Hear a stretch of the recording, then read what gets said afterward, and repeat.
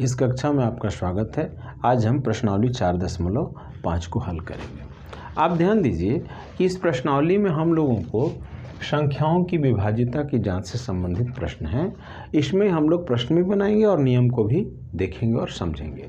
तो देखिए, पहला प्रश्न है, निम्न में कौन सी संख्याएं 2, 4 तथा 8 से विभाज्य है। मतलब ऐसी संख्या को बताना है जो 2, 4 और 8 तीनों से विभाज्य है।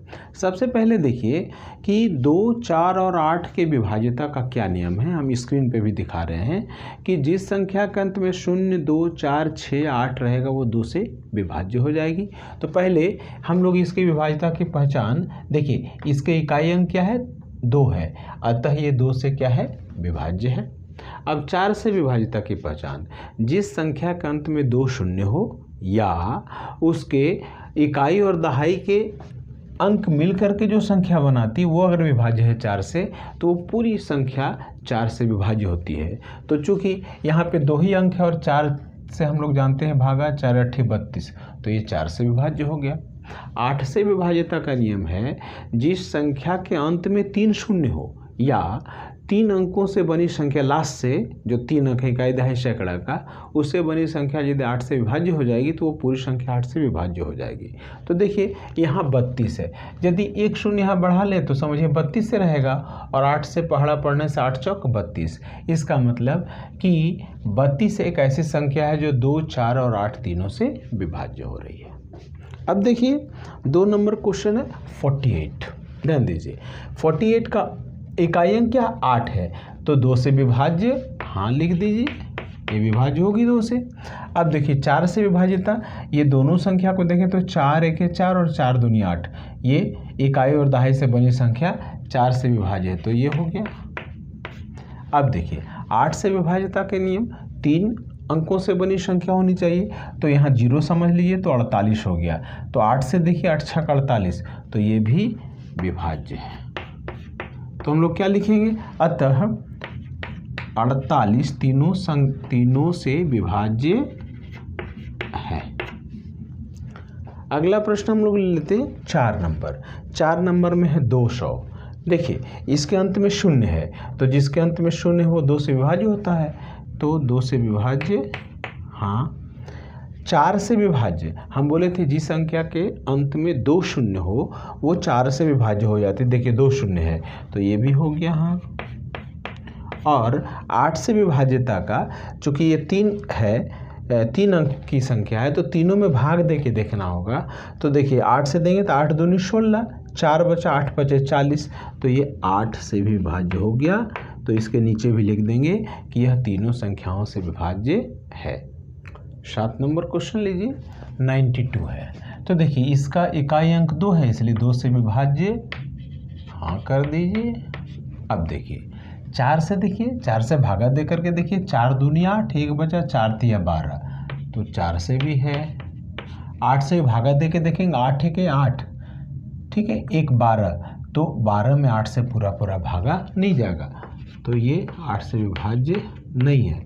तो लिखेंगे अतः 92 तीनों संख्याओं से विभाज्य नहीं है।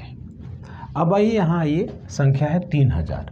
देखिए चूंकि इकाई का अंक 0 है इसलिए 2 से विभाज्य, हाँ है। अब देखिए 4 से, देखिए हम बोले थे यदि 2 शून्य रहे, तो यहाँ 2 शून्य है, तो ये भी हो गया, हाँ। 8 से विभाज्य में बोले थे कि यदि 3 शून्य हो तो विभाज्य हो जाती है, तो देखिए 1 2 3 शून्य है अंत में, तो ये 8 से विभाज्य ये भी है। तो क्या हुआ, अतः 3000 तीनों से विभाज्य है। 2 नंबर प्रश्न करता है कि कौन सी संख्याएं 5 तथा 10 से विभाज्य है। सबसे पहले हमको समझ लेना है कि 5 और 10 से विभाज्य कौन संख्या है। देखिए आपकी स्क्रीन पर भी है कि जिस संख्या के अंत में, मतलब इकाई स्थान में 0 या 5 रहे, 0 या 5 रहे, वह 5 से विभाज्य हो जाती है। और 10 के लिए नियम है कि जिस संख्या के अंत में 0 रहे वह 10 से विभाज्य हो जाएगी। तो देखा जाए, पहली संख्या है 35। तो देखिए 35 का इकाई अंक 5 है, इसलिए 5 से विभाज्य होगा कि नहीं, हाँ ये हो गया।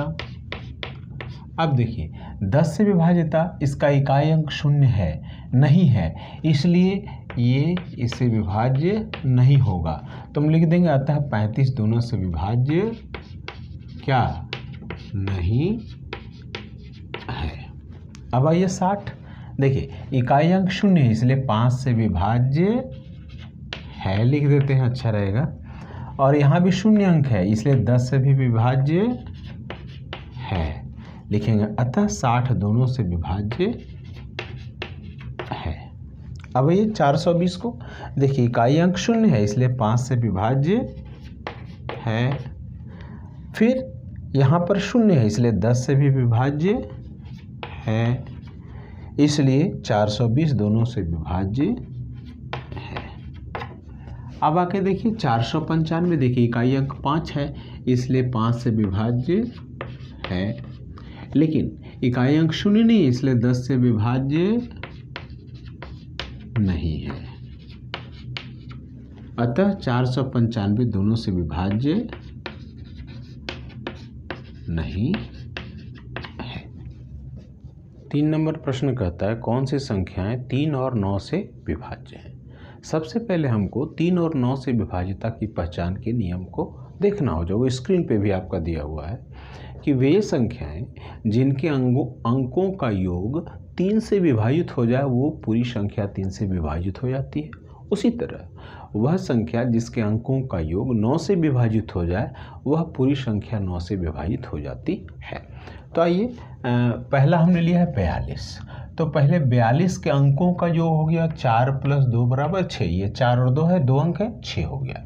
अब देखिए यहाँ अंकों का योग और 42 में कौन कौन विभाज्य, देखिए 3 से विभाज्य, जो अंकों का योग 3 दूनी 6, तो हम लिख देंगे विभाज्य है। जब अंकों का योग विभाज्य है तो 42 भी उससे विभाज्य है। अब देखिए 9 से 6 में भागा देंगे तो भागा लगेगा, नहीं लगेगा, तो लिखेंगे नहीं है, नहीं, तो ये भी विभाज्य नहीं हो गया 42 9 से, तो लिखेंगे अतः 42 दोनों से विभाज्य नहीं है। अब देखिए 4 नंबर 72, यहाँ अंकों का योग 7 + 2 हो गया 9। अब देखिए 3 से विभाज्य, 3 से 9 विभाजित करिए, 3 तिया 9, तो ये लिख देते हैं है। और जैसे ही अंक विभाजित हो गया जोग, तो ये भी विभाजित होगा ही। अब 9 से देखिए, 9 से 9 में भागा 9 × 9, तो ये भी जो जोग है वो 9 से विभाजित है, तो 72 भी 9 से विभाजित होगा ही। तो लिख दिए अतः 72 दोनों से विभाज्य है। 3 का 7 नंबर है 93, यहाँ भी अंकों का योग करिए, 9 + 3 हो गया 12। अब देखिए अंकों का योग और ये 93 के बीच में 3 से विभाज्य, देखिए ये 12 है तो 3 चौके 12, तो 3 से विभाज्य है। जब ये 3 से विभाज्य है तो 93 भी 3 से विभाज्य है। 9 से देखिए तो 9 × 1 = 9, 9 दूनी 18, अर्थात 12 नहीं आता, इसका मतलब कि 9 से विभाज्य नहीं है। और जब ये नहीं है तो 93 भी 9 से विभाज्य नहीं है, तो हम लोगों ने लिख दिया अतः 93 दोनों से विभाज्य नहीं है। अब 8 नंबर देखिए 225, यहाँ अंकों का योग देखिए हो गया 9, तो उसी तरह से 3 से विभाज्य, 3 तिया 9 होता है, तो हम लिख देते हैं है। और जब ये है तो 225 भी 3 से विभाज्य है। अब 9 से देखिए, 9 × 1 = 9, तो ये भी तो है, 9 × 1 = 9, तो ये भी हो गया है, मतलब 225 भी 9 से विभाज्य है। इसका मतलब 225 दोनों से विभाज्य है। प्रश्न नंबर 4 कहता है निम्न संख्याओं की 11 से विभाज्यता की जांच कीजिए। देखिए सबसे पहले हमको समझना है कि 11 से कौन कौन सी संख्याएं अविभाज्य होंगी, उसका नियम क्या है। उसके लिए हम लोग क्या कहेंगे कि जो संख्या दी गई है उसमें उसके जो अंक हैं उनको सम और विषम स्थान के रूप में बांट लेंगे, और विषम स्थान के अंकों का योग निकाल लेंगे अलग, सम स्थान के अंकों का योग अलग, और दोनों का अंतर निकालेंगे, घटाएंगे। अब जो अंतर है वह या तो 0 आ जाए या 11 से विभाज्य हो जाए, तो वह पूरी संख्या 11 से विभाज्य होती है। आप स्क्रीन पे देखिए, उस नियम को मैंने लिखा भी है।